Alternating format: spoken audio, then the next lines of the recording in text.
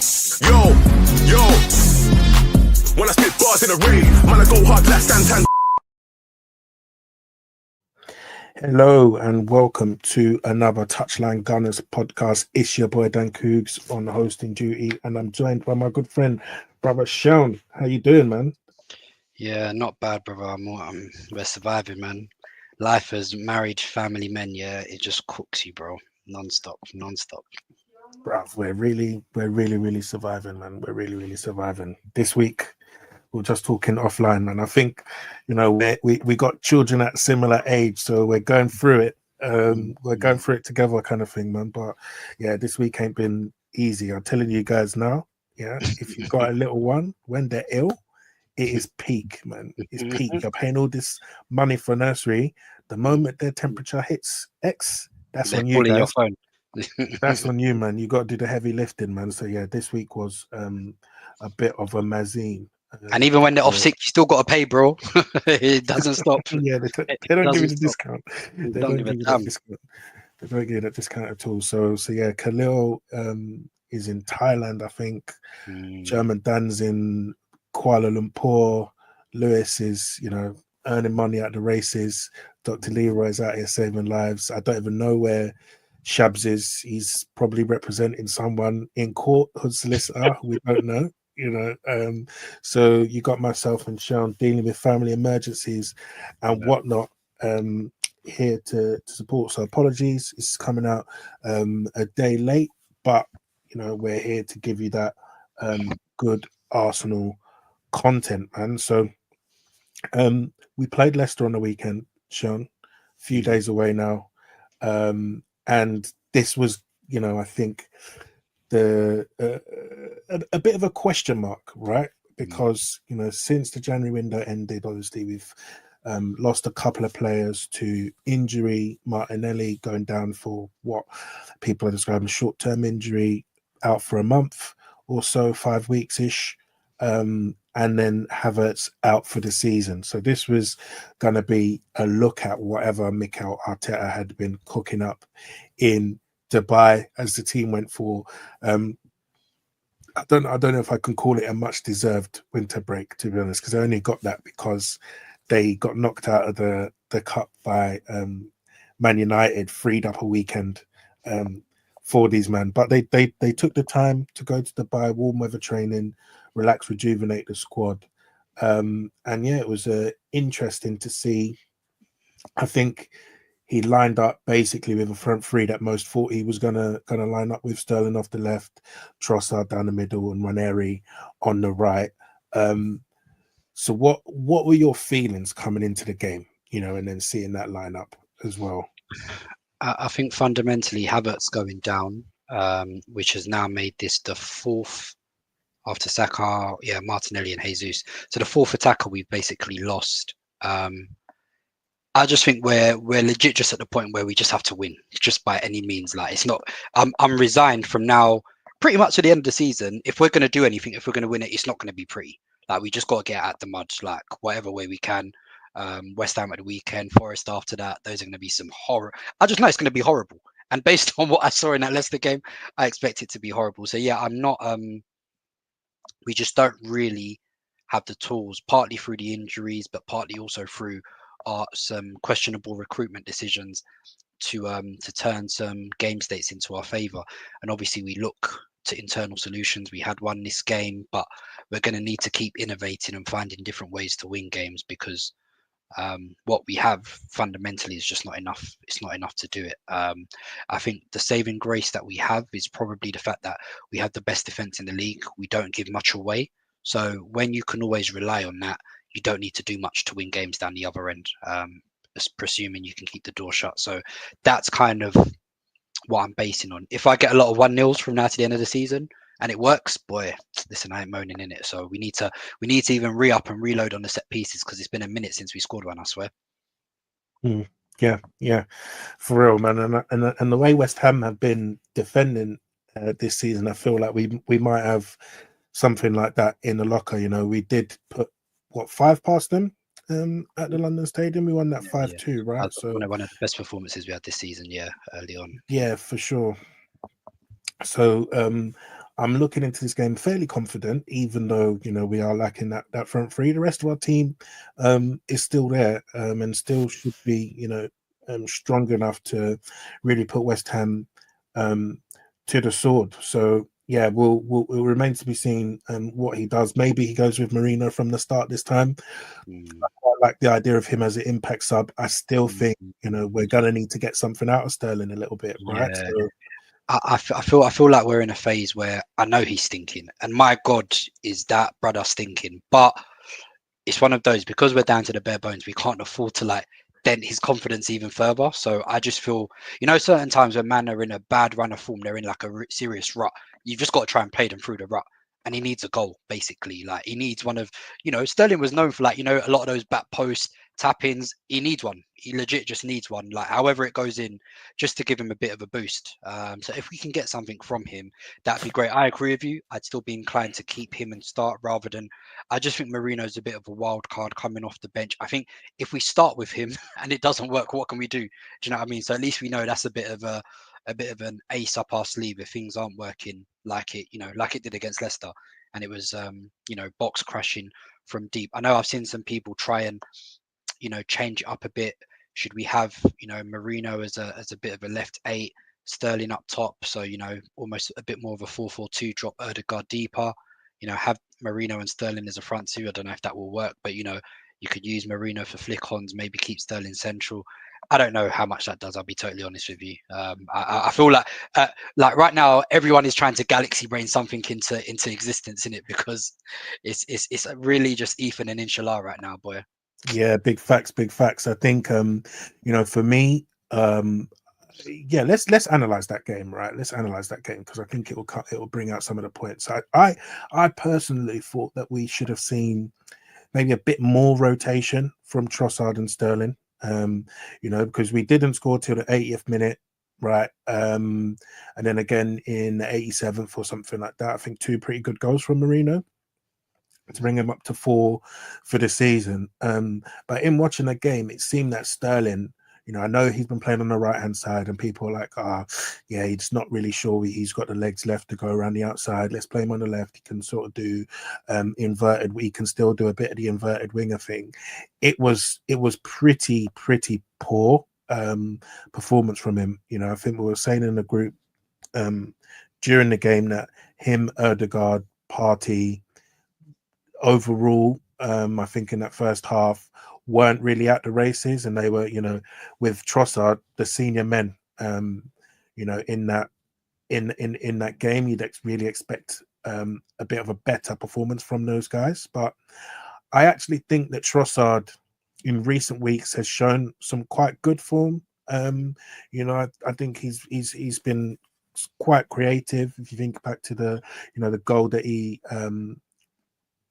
created against Aston Villa, it was very similar to the assist that he got for Marino in this game, and I think of the two of them, I probably would prefer Trossard out on the left at the moment. And then, to your point, Sean, it might simplify some of Sterling's game a little bit to, maybe just making runs in behind, maybe trying to get something off in the box rather than asking him to really create something for whoever's in the box or whoever's central, because, ultimately the guy is looking very cooked. He's looking very, very cooked.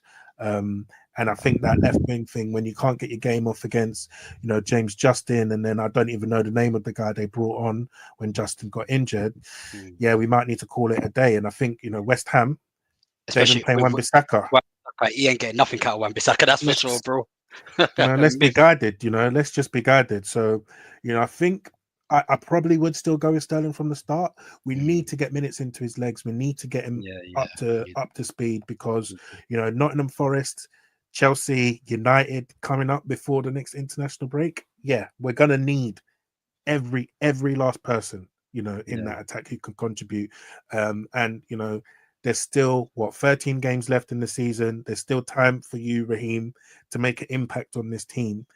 So I do hope that the manager does kind of keep the faith in him and try and get him up to speed more, because I think we need him. Whatever I think of how he's playing at the moment, I think we actually just need him. Facts. Facts, bro. I don't know what we can do to get this guy cooking, bro. You know, I know there's some dirt places around North, bro. I know, listen, I know he's a good family man. I don't know if he needs any more home cooked food, if he needs some guidance. I was really thinking we were going to hit the lick with this brother, When I saw him getting baptized at the start of the season, I thought, yeah, something was going to hit, bro. Listen, that baptism ain't done that for us, bro. It's not. It has legit not done anything. I'm even coming back to, listen, I know Hayland has provided for us, yeah. It's provided for us. It's given us Saka. It's given us MLS. It's given us Ethan. They're talking about Max on his way. But Salam, Ak, can I ask the same favor as before? Is there a forward that we have cooking behind the scenes that can come and do a little something for us, bro? I know I might be asking too much right now, especially when we're seeing what Mika Birif is doing in Monaco. Try, but yeah, I don't know. Salam, brother. Is there another one in the academy, please? Yeah, I don't know. They're talking about Nathan Butler or Oyedeji. Brother, that guy is 22, bro. Let's be guided, bro. Playing under 23s football. It's not looking good, man. It's not looking good. I'm not gonna lie. Ethan is 5 years younger than him, bro. Try. Brother, he's just a couple months younger than Saka. This is the legit thing, bro. And he ain't never seen that. He ain't seen him. He's not even really been on loans like that either, really, has he? So barely had anything. I'm not sure. So yeah, I don't have much faith in Hayland to pull out another rabbit from the hat, to be honest. So yeah, interesting one, man. Interesting one. So let's talk about Ethan. Actually, because he was the rightful man in the match. I see him, lots of the superlatives after the game, and lots of praise. Got the man of the match, rightly so. I think I saw that he completed something like 7 dribbles in this match, had Christensen on toast, and it harks back to the Leicester home game where I think Saka completed 8 dribbles against this Christensen guy, created 8 chances as well. So he had a jolly up on that right hand side. So I'm very, very interested to see how Ethan continues to develop, because this kid is fake. Like, it's nonsense. Like how good he is.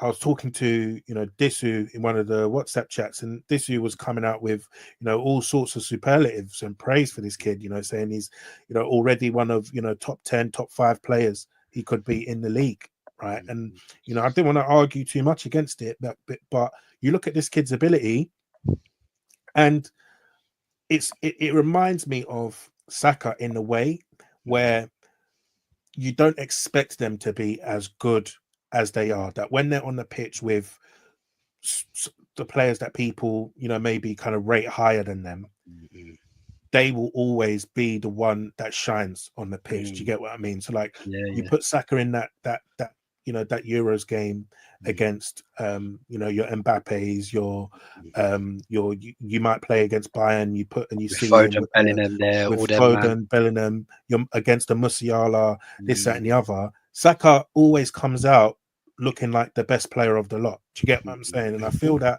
with Ethan, it's going to be a similar thing where you put him on the pitch and you're just like, wow, like this kid is amazing, and he is genuinely just amazing.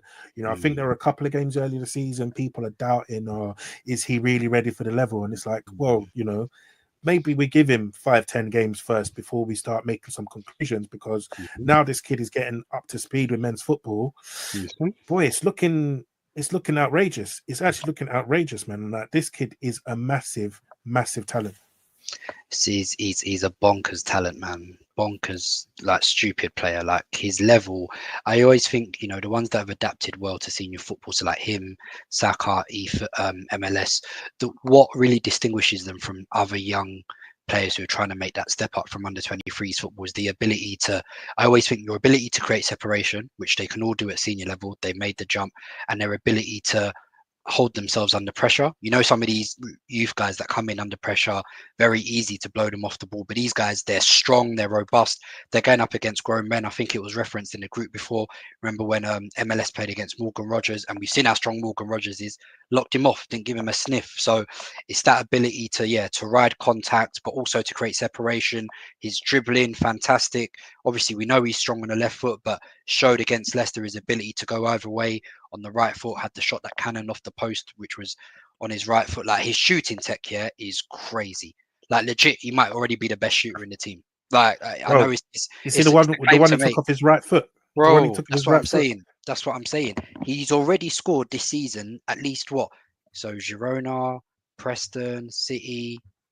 I'm missing one, I'm sure, but I think he scored like 4 goals outside the box already this season, which in my mind is already insane. Like, the kid is building up a repertoire and a trademark finish at the age of 17. Like, so, and I've always been of the case that, and I get what people are saying in terms of, because we've seen what happened with Wilshere and we've seen obviously Saka's picking up that long-term injury. You do want to protect these guys, right? You don't want to kill them within an inch of their life. So I understand that. But at the same time, and this was some of the stuff I was questioning in the autumn, when Odegaard was injured. I'm like, you're looking at some of these guys that are playing right now. Are you telling me, like, less big and serious is Ethan better than them? They're not better than Ethan. You're seeing now, like, and you also see when they defer to Ethan, like, they're happy to continuously give the ball to a 17-year-old. I'm not obviously saying you're mild, but like similar, like reminiscing, like, they don't care about the age. I think people overblow the age stuff way, way too much. The kid is cold.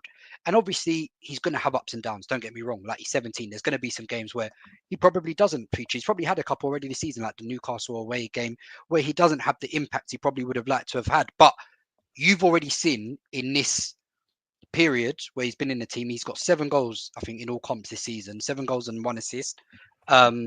He's already outscored more than like Fabio Vieira has done in his Arsenal career in much less minutes.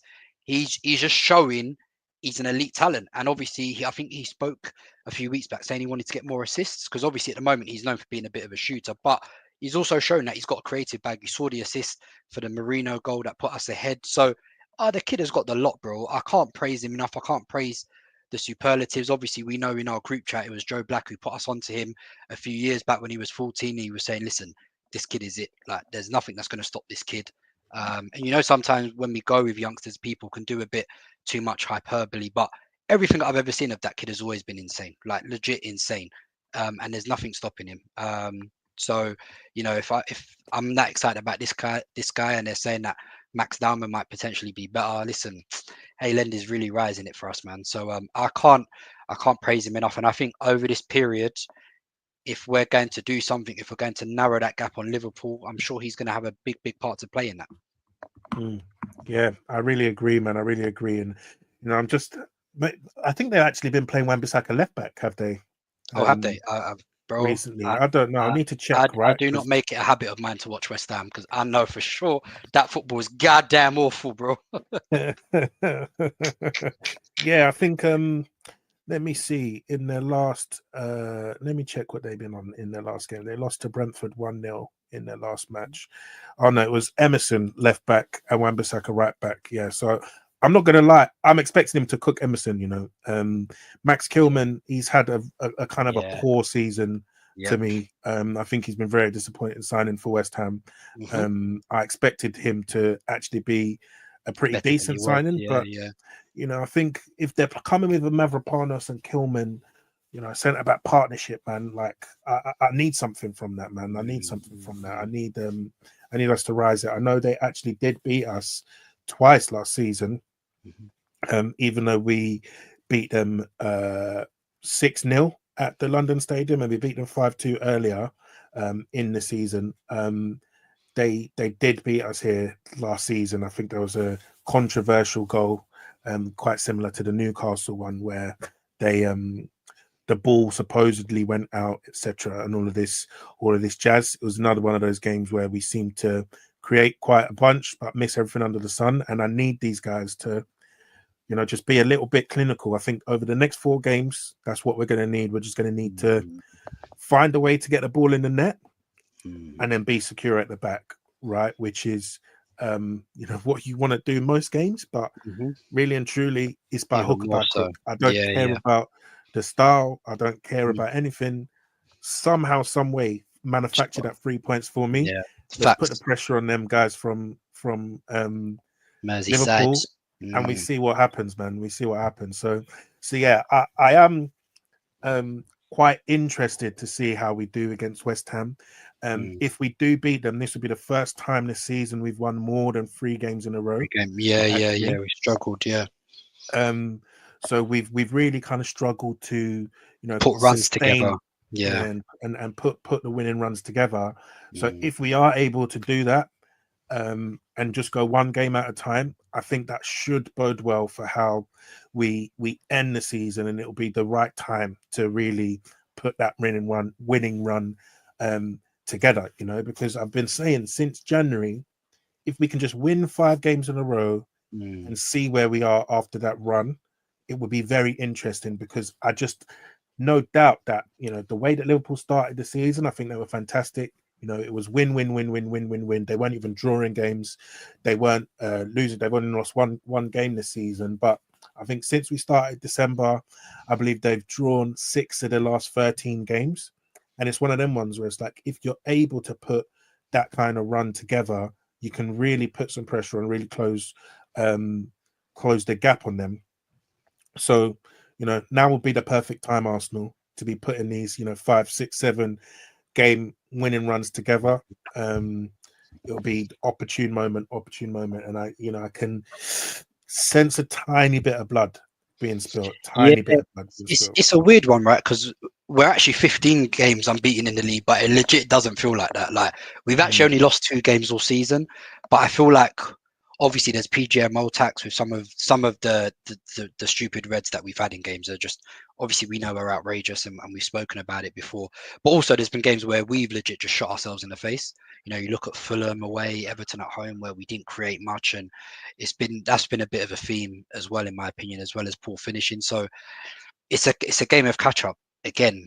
So that was kind of what I hated from last season, where we're banking on other teams to drop points for us to make up the gap and for us to overhaul the gap. And we have to be perfect, and we don't have the luxury of having a fully fit squad now, like we did at this stage last season, basically, bar Timber, wasn't it, in it pretty much. So we had everyone fit. So we're not in that position right now. So we're really, really going to have to get it out the mud, man, to just stay in the conversation. So I'm just hoping when it comes to maybe April and Saka and Martinelli are back, we're still within a shout, right? And then that's when we can hopefully ramp up the pressure a bit more. We did do it last season. We did overtake Liverpool, who had like a 7-point lead on us at some stage, and we managed to overhaul them. So hopefully we can do similar, because I am noticing they are starting to gas out a little bit. They do look a bit fatigued.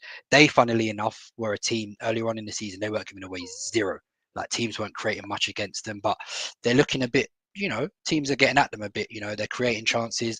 I was watching their game against Wolves at the weekend, where in the second half, I think Wolves outshot them like 10-0, 10-1. So they're not, and I think maybe it's a case of fixture pile up. I think Lewis made the point in the chat, right? Someone like Gravenberch hasn't had a rest all season, and I think he's played a lot of football, and you're starting to maybe see the effects of that of some of them. So, I guess it's the downside of going deep in competitions, right?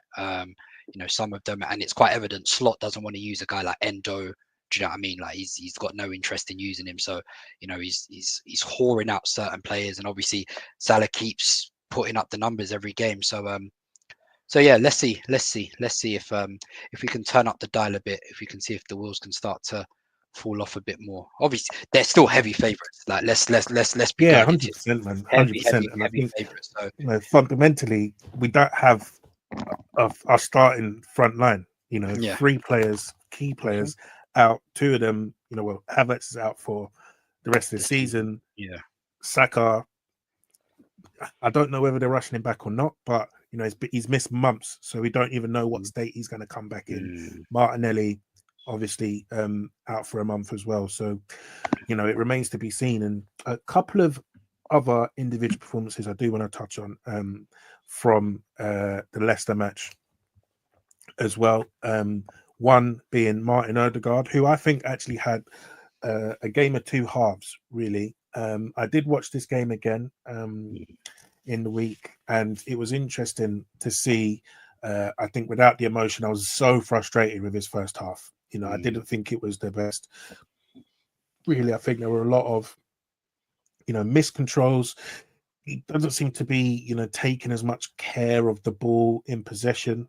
Where I think he was just getting dispossessed a bit too easily at times. But then I thought he vastly improved in the second half, and I thought he actually had a good second half performance. And I'm hoping that he can now, build on that, because again, we need him to rise it. We need him to step up. He is the captain. We are missing a lot of senior attackers. And I think, if he can give us more performances like that second half, we're going to be in a good place, especially against a team like, West Ham, who this season have been, struggling really in defending and protecting their back line. So, if he is on it on the weekend, this is someone who can, really have quite a bit of joy and allow us to really.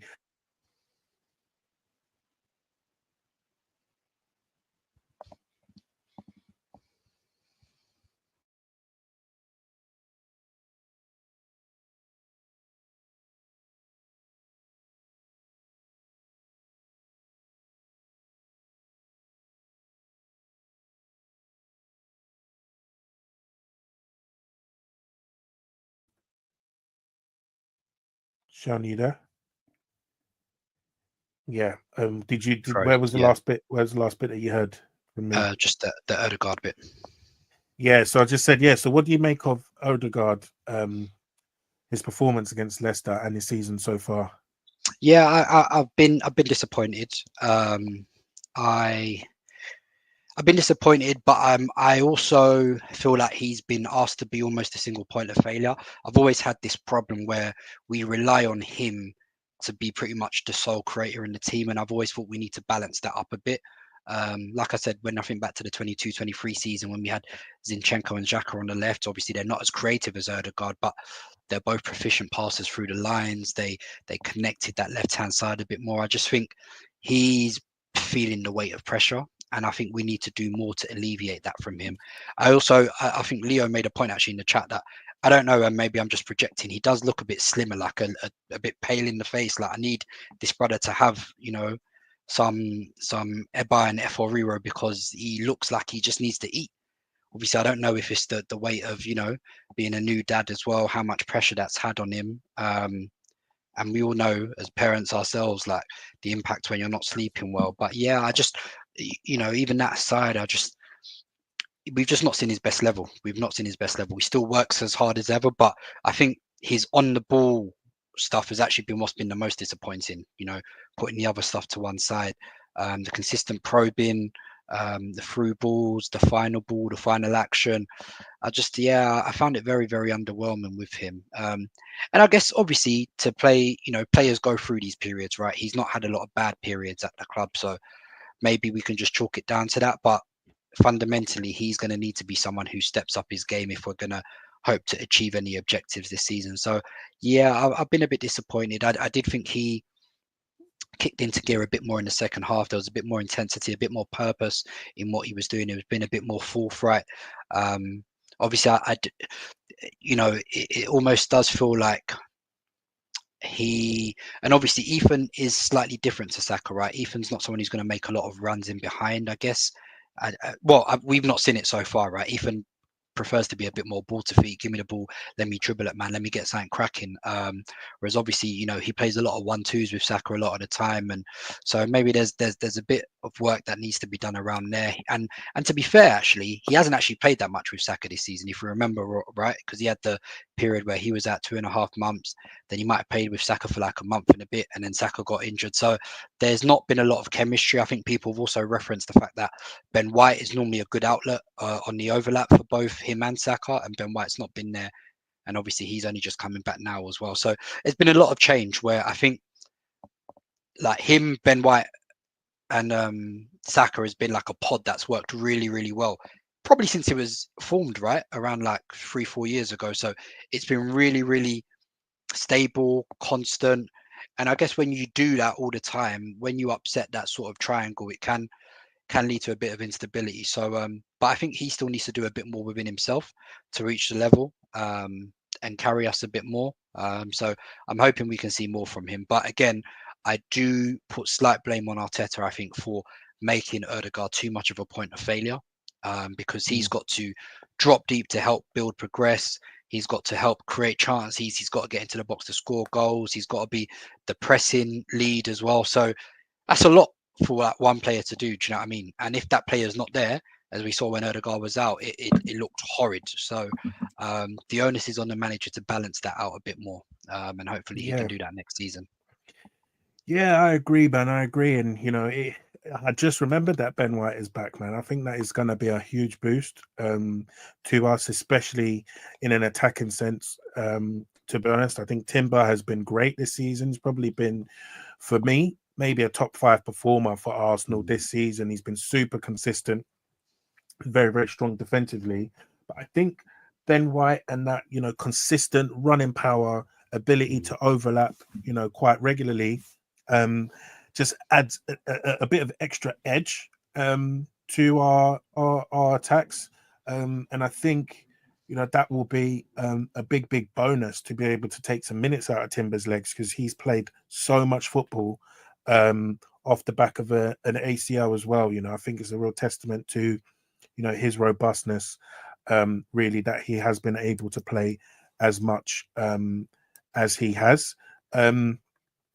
So yeah, like I do echo your thoughts on Odegaard, and I want to sort of challenge him to really rise it in these last few games. That we've been so far off the pace, and this is an opportunity for us to make a claim and come back. And if we're going to do that, it's going to be down to him as well, especially in this period where we're missing basically all the senior attackers, right? So there are a number of listeners' questions that we have. I think we've got double figures of listeners' questions. So let's get into them, because I think they'll touch on a few important topics as well. So Yonko Abs, he says, whenever Saka and Martinelli return from injury, are you expecting them to play at their worst level this season? That's an interesting way of phrasing the question.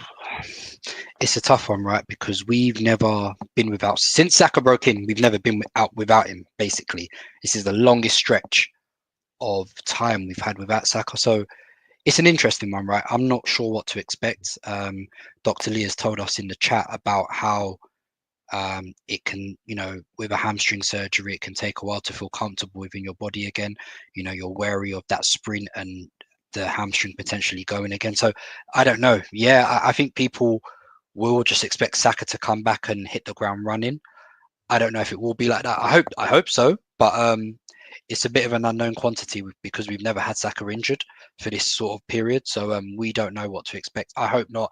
I think Martinelli's is obviously not as bad, and he's had something like this before, and obviously his was nowhere near the same level of severity as Saka. So I'd say I expect Martinelli to come back into some decent form. Saka, I'm not sure. Like I said, it's more through hope than expectation. But even Saka's worst level, he's still going to do the basics right. So exactly, man, exactly. Because I think it's very interesting, right? You see, Saka came back from injury in Liverpool game, was it earlier in the season, when he got injured on international duty, and he was clearly only half fit that match, and he was still able to blam Andy Robertson, slap one top bins, and he probably was our best player on the day as well in the home game. So yeah, I think the level that you get from Saka, even when he's not fully fit, is still very, very high, exceptional level. And the only thing I'm hoping is that the club is not, rushing either of them back, given what we've got on the line, right? So if, we say that, the club is taking the time and going through the correct and applicable timeframes, etc., then I don't see why they can't come back and, hit a good level. Maybe that's hopium and copium and whatnot from my perspective. But say, he comes back able to train over the whole international break. First game back is in April. Yeah, that's pretty much 3.5 months out. yeah, I'm hoping he can come back and deliver in the last sort of 10 games, be fit for the running for once, because I think in the past few seasons his output's kind of dropped towards the end of the season because fatigued, tired, of fatigue and tiredness, etc. So, it will be interesting to see if we can get maybe a fully fit Saka in play for the running, to be honest. So, let's watch that one. I think Martinelli more likely to be fine compared to Saka, a month out, light hamstring strain. You'd expect that he can come in. I actually think he was doing pretty decently while Saka's been out. I think he's one of the players who've kind of stepped up. I think played sort of a few crucial deliveries in the box for us. So, if we can get them both back fit and firing, yeah, man, who knows? Ribslish, he's asked, do we need a striker in the summer with the emergence of Mikel Merino as a striker option? So Robin, you're so dumb. He's so dumb. Yeah, that's my boy, but he knows what he's doing. Listen, Merino better write something. Isn't it crazy how the two guys that we bought to be our solutions in midfield have ended up being better forwards than they have as midfielders? Crazy. Almost as if we should get more actual technicians in midfield and not runners in midfield. But hey ho, what do I know? Merino, if you could give me a couple more of those before the end of the season, my brother, you might be all right with me. Who knows, man? It'll be so funny. Imagine, because Havertz was pretty good in the running last season, lots of goals and assists. Loads of goals in the running. So if Merino does the same thing again, that Havertz did last season, imagine. I don't even know what I would react or how I would react to that. I don't want to imagine. Because well, I need it, man. I'm not gonna lie, I need it, man. I need them to rise it. G's and G&A's every game. But yeah, we do 100% need. I'll be fair to him though. His two finishes against Leicester were very, very accomplished. Great header. And I'm telling you, the second goal we scored, that was a fantastic finish. I don't think Havertz was scoring that one, boy. The way Merino tucked that away, I was like, that was a very, very composed. I'm not too sure either, man. We've seen even the first one, we've seen a lot of them come off Havertz's shoulders and elbows and whatnot in recent weeks. So it's peak. He's peak. So Carsino, he says, do the guys think we'll make a surprise major sale this summer with a gift of Martinelli? Well, obviously the financial stuff came out this week, right? We're in decent nick. So I don't anticipate it. I don't think we'll need to. And the reason I don't think we'll need to, purely and simply, two loans we have. They're both going back, Neto and Sterling. Jorginho and Partey are going. That's 4. Tierney's contract runs out. That's 5. That's just 5 players off the top of my head, right? That are leaving. I don't know how many in terms of wages that is. That's a lot. I expect Zinchenko to go. I expect Kivior to potentially go. Does it officially count this summer as Lokonga and Tavares going, or was that banked in last summer? I'm not sure. I think Lokonga's not been sold. He's just on a dry loan, I think. So he's got to be sold. Okay, so he's got to go. Reece Nelson's got to go. I would say Fabio Vieira's got to go. I'm not anticipating that brother coming back. So I don't think we need to make a sale that we don't want to, if that makes sense, especially after what we did last summer, right? From a PSR standpoint, ESR, Eddie, who else am I missing? Obviously, Biro counts under that. Ramsdale, sorry. So we made a lot of money last summer from sale. So I'm not expecting any sort of surprise sale. And I really think after 3 or 4 windows without signing a forward, I dare these guys not to be proficient in addressing our needs this summer. I think it'll be very disappointing, and they won't have anywhere to hide based on especially what they've done the last few windows. So to answer the question, I don't see us needing to make a major sell. Maybe they just will if they get a decent offer. Like if a decent offer comes in for a forward, maybe they'll consider it. Yeah. But yeah.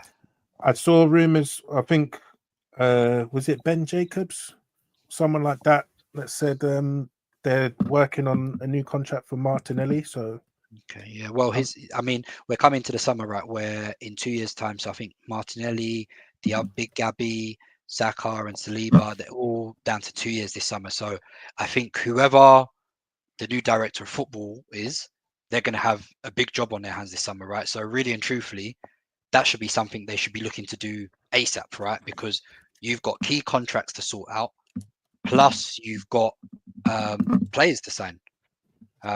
Obviously, maybe they won't do, the new contract straight away in the summer, but it needs to be a priority, right? Because the time is ticking now with those contracts, right? So yeah, I think Zinchenko's 2026. I expect them to sell him this summer. I thought he was going to go in Jan, to be fair, but you could tell already Zinchenko's time's already run out. Like the man, Arteta. Yeah, you see, once Arteta drops you, he has zero interest in you. Zinchenko went from being almost Arteta's favorite to listen. I ain't even using this brother no more. Yeah, I think if you look at it, Arsenal got renewals due for Saliba, Gabriel, Martinelli, and Saka in 2027. They're all 2027. So yeah, they got. I would expect them to be working on contracts for all four of them. And then I think the other guys, Jesus is 2027 as well. Zinchenko 2026, Trossard 2026. Trossard's 26. There might be an option on that. 2026. Maybe there's an option. I'm not sure, but if we got a good offer, I would tell if Trossard. Saudi come in for Trossard again, I think they came in for him last summer after our window closed. Very stupid.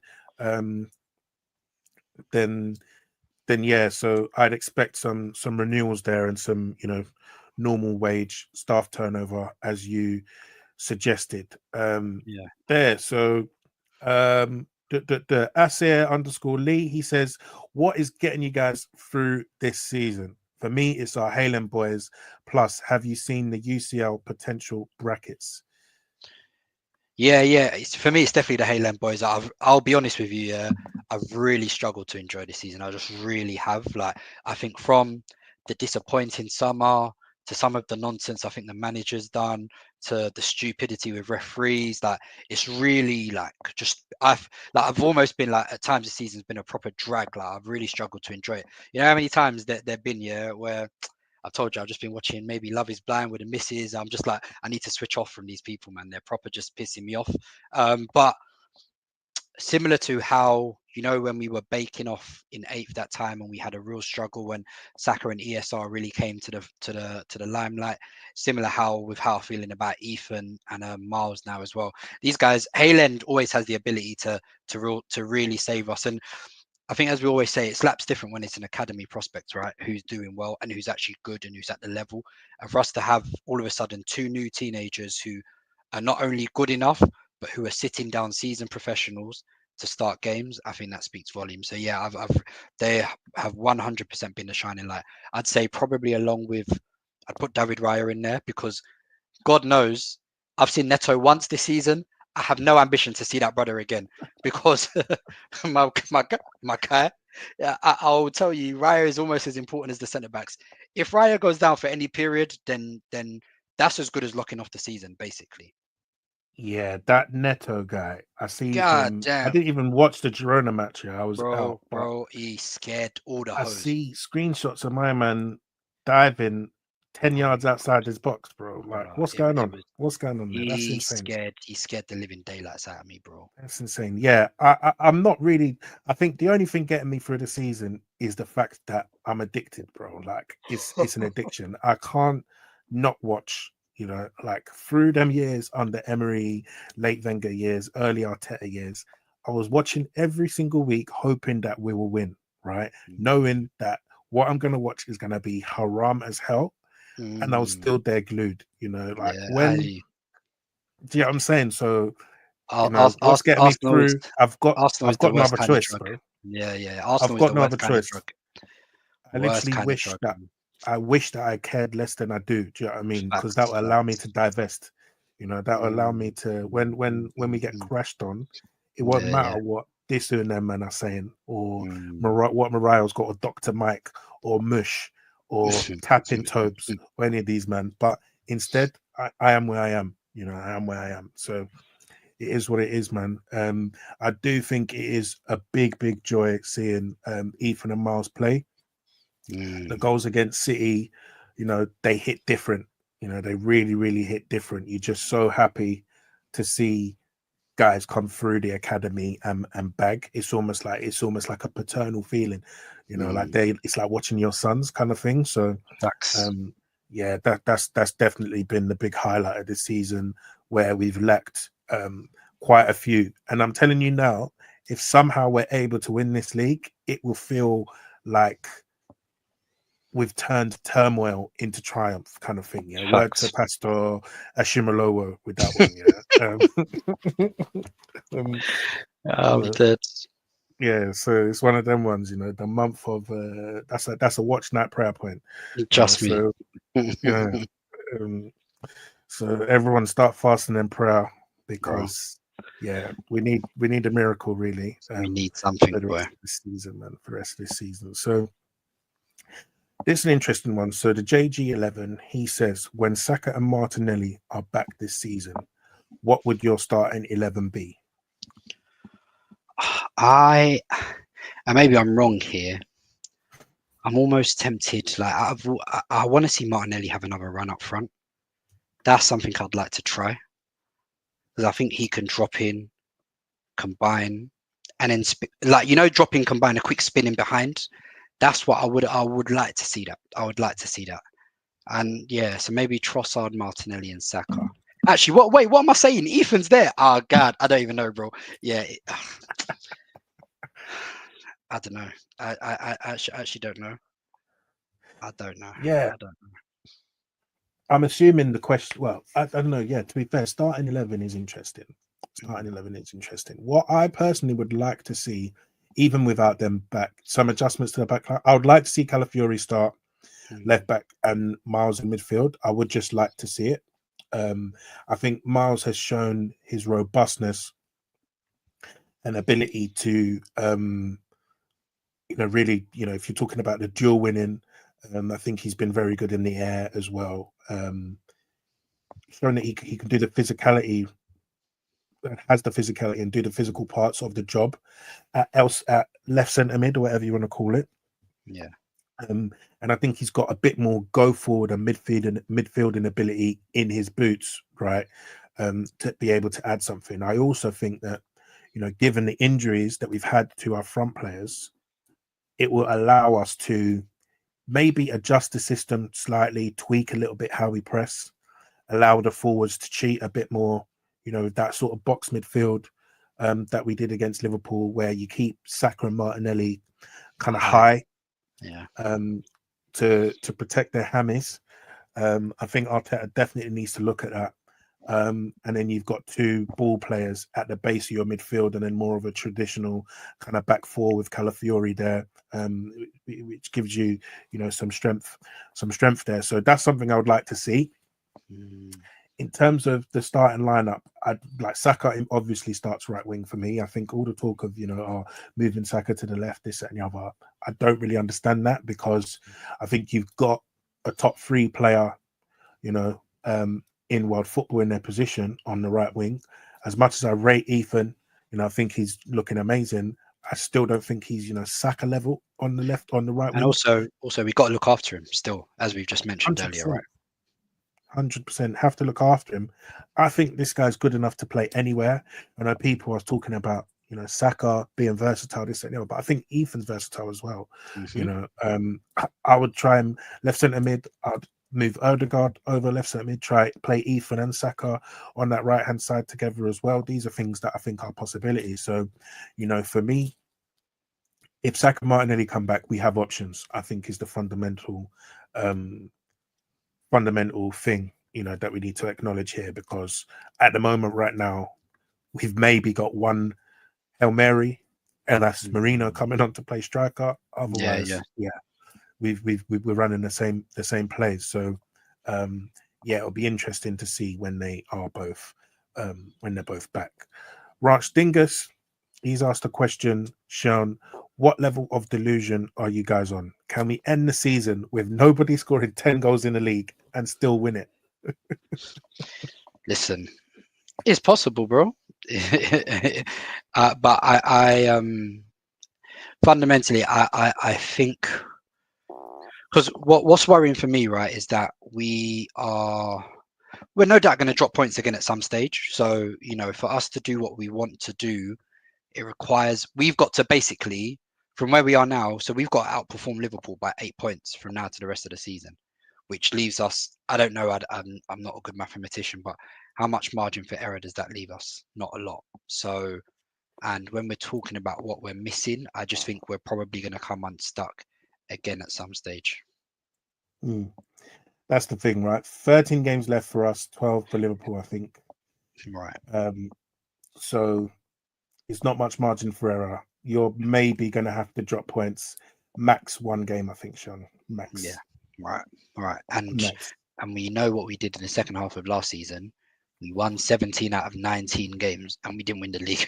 So it's listen. I don't want to be the bearer of bad news, and I'm trying to be a positive here. But all we can do is just stay in the room. All we can do is stay in the room in it. So it's game by game, man. It is game by game. I think fundamentally you have to focus on, look, what can we do to get past West Ham? We get past them, it's 5 points. Yeah. Then you see what Liverpool's result is against City. Next game, Nottingham Forest. That's a tough one, boy. Nottingham Forest away. It's tough. It's very tough. New focus. You get through that. You see what Liverpool's result is. They got Newcastle. I'm looking at this and saying, even if they get through those games, you say fair enough. They drop points in one of those games, Sean, and we're able to win against West Ham. That is pressure. Heavy pressure. Because right now, obviously, it's a 3-game swing we need right now. So if we win against West Ham, we have to go to Anfield as well. And we have to go to Anfield. So that's the thing, Sean. One thing is, even though it's game by game, one thing is, when you're talking about 3-game swing, we have an opportunity to take points directly from them as well. You know what I'm saying? So that's huge. That's huge, I think. No, facts.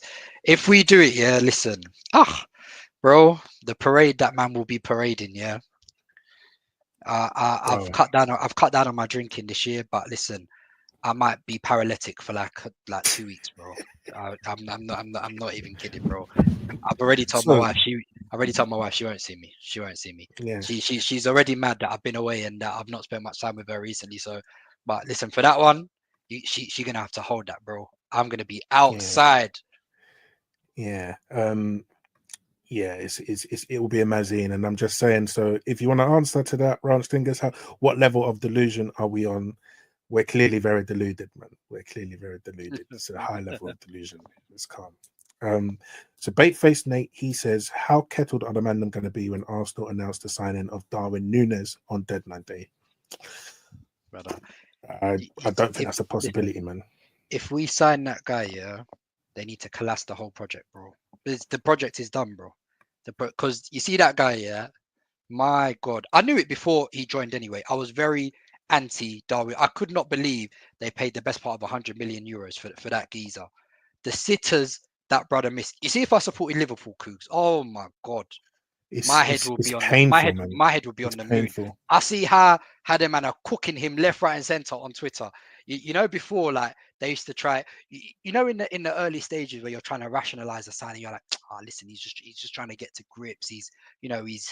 It will all come to, them strikers where you're like, it's all going to come together. The same way certain Arsenal fans were rationalizing Havertz. They were like, don't worry, I didn't bang at Chelsea, but I'll bang at Arsenal. Listen, eventually a player always shows you who you are.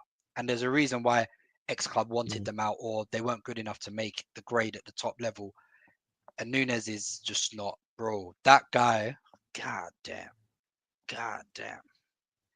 And the sitters he misses, my God, he's painful, man. But I'm happy he plays for Liverpool, man. I need more of that. More of that, bro. More of that. I know. I need a bit more of that. I'm seeing that man say, we need Gakpo back ASAP, bro. Do you know what? Yeah, because you see me, I'm not in a position where I think we're going to do anything in it. But seeing the way certain Liverpool fans are stressing right now, bro. False Nine Marino has got them moving like this. God damn, Insane. it's crazy. It's crazy. Absolutely insane. So yeah, a couple more questions. So Johan14, he says, which is more likely, a deep run in the Champions League or overturning the deficit in this title race? The draw's on Friday afternoon. Yeah. So we're going to play one of PSV or Feyenoord, and then we will have and one Feyenoord have just appointed Van Persie as their new manager. Yeah, I kind of don't want that tie for that reason. Yeah. Because I can just see something happening. To be honest, which gives me even more reason to hate Van Persie more than I do. Right. So I think we play one of them in the round of 16, and if we go through, then it will be one of Madrid, Bayern. I think Leverkusen or Atletico Madrid. God damn. So that's not going to be an easy quarter, whoever it is. I don't like any of those draws. Yeah. Horrid draws, especially with the foot. And as we said from what we saw last season against Bayern, right? Games are decided by the quality of your forwards fundamentally, and we've been found lacking in a lot of. And the harsh reality is, our knockout, apart from winning the FA Cup, our record in knockout games under Arteta is bad. Like, it's not even just bad; it's fucking horrendous. Like, it's that. And that's why. The thing is, Sean, that's the only cup run where we've had Oba fit and firing.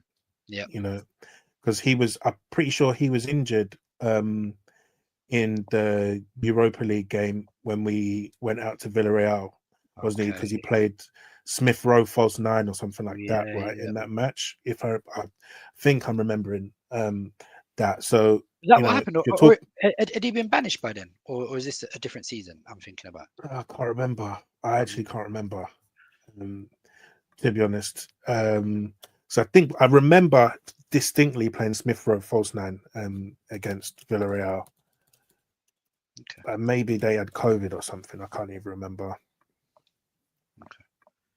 Yes. So to answer the question, I would say overturning Liverpool in the league is more likely than us winning the Champions League. I'll be so real with you, because until I see otherwise, we have not negotiated Europe well under Arteta in either competition. Well, at all. It's really, really bad, in fact. So I do not have the confidence, especially with the forward injuries, and there's an argument that those forwards need upgrading themselves. So yeah, I would plump for the former, just because I just think I almost feel like as a team we're more built geared towards league seasons rather than knockout competitions. That's kind of how I feel when I look at our team. We're built to accumulate points. We've got quite a high floor, and obviously our ceiling will be probably in the future be dictated by the quality of forwards we buy. So like when I watch Arsenal, we don't lose a lot because we don't give much away. But at the same time, when it comes to crunch time, we might not get over the line because we don't have enough, if that makes sense. So, and that's what I would bank on us not doing anything in the Champions League, just again because of the quality of forwards. So I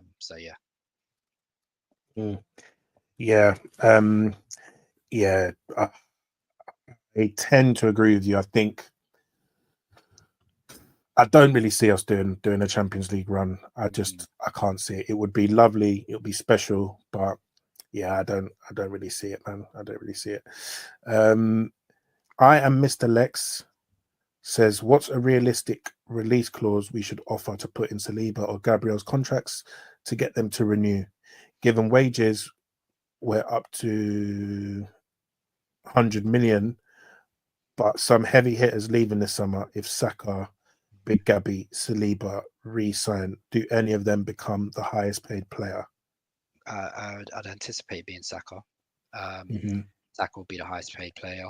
I think Saliba and Gabriel, give them new deals on the same wages. I don't know what that is. Maybe that's a 200, 225 sort of number.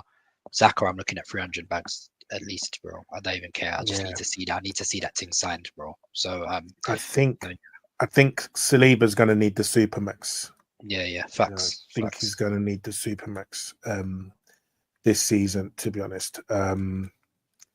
Yeah, I would expect he would need something very high to get him to sign. Commit. Maybe like a 250. Yeah, because otherwise, if I can just see them doing, the Trent play where telling him wind down your contract, innit? Wind down your contract, and we'll get you out of there, right? I don't see Real Madrid spending the money and plus giving him the wages. Yeah. Because even look, you saw them with Mbappe. They made Mbappe run his contract down. Did you get? Yeah.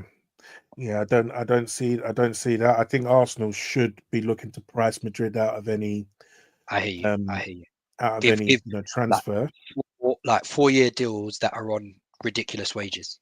I hear it. Yeah. It has to be done. Yeah, I think. And then we have to win. Yeah, and I think Gabriel obviously was linked to Saudi. I think his head might have got turned by Saudi starter last season, so he might need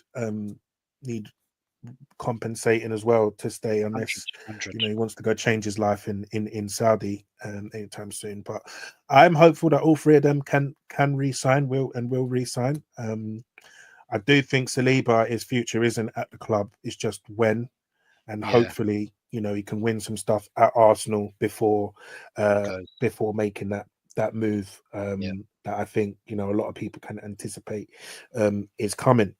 So those are the listeners' questions for today. Seun, we kept that to 1 hour, pretty much almost exact. So I know both our wives are gonna thank us very much for doing that. Listeners, thank you for locking in. I promise you there will be a post-match after West Ham, regardless of the result. Life was blamming everyone the past few days, so we couldn't get one out for Leicester. But there will be a post-match on the Patreon, and I'm going to try and see if we can get some scouting videos lined up. Ekitike is one that is, piquing a lot of people's interest, piquing my interest. I see Dr. Leroy put out a tweet saying that he's been reviewing the tapes of him. I was watching maybe like half an hour, 40 minutes, an hour of Ekitike tapes. That guy might be my new number one. He might be my new number one. I've been hooked. I've been hooked.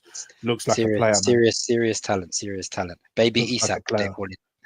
Yeah, I definitely see that comparison for sure. So, so guys, thanks for listening, and we'll speak to you soon, man. Peace.